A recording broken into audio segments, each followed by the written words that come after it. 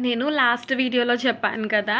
చాలామంది నా బడే ఏడుస్తున్నారు కానీ, నాకదే రూపాయి తీసుకొచ్చి ఇవ్వమంటే ఎవరు ఇవ్వడు కూడా.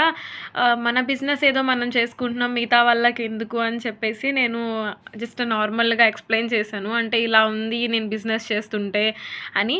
అప్పుడేంటంటే కొంతమంది మెసేజ్ చేసి, "ఏంటండి అసలు ఇంతకీ ఏం బిజినెస్ చేస్తున్నారు? శారీస్ అన్నారు ఓకే.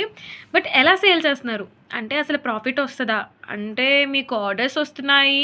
ఆర్డర్స్‌తో పాటు రిటర్న్స్ ఒస్తాయి కదా! రిటర్న్ చార్జెస్ కూడా మీకే ఉంటది. అసలు రిటర్న్స్ రావా మీకు? 30+ ఎర్న్ చేస్తున్నాం అంటున్నారు. ఆ! ఎర్న్ చేస్తున్నానండి. కానీ అందులోనే రిటర్న్స్ కూడా కట్ అవుతాయి.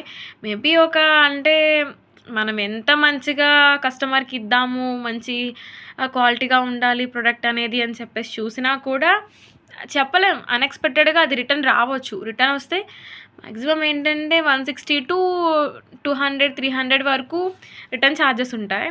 బట్ ఏంటంటే మనం ఇంట్రెస్ట్‌గా చేస్తే ఆ బిజినెస్ అనేది ఏ బిజినెస్ అయినా కూడా 30 ఏముందండి. మనం 50 అయినా ఎర్న్ చేయొచ్చు. అంటే మరీ అంత 50కి వద్దులే. ఏదో జస్ట్ 15 నుంచి స్టార్ట్ చేసుకొనొచ్చి ఒక 25 వరకు వచ్చా నేనైతే. ఓకే. Thank you.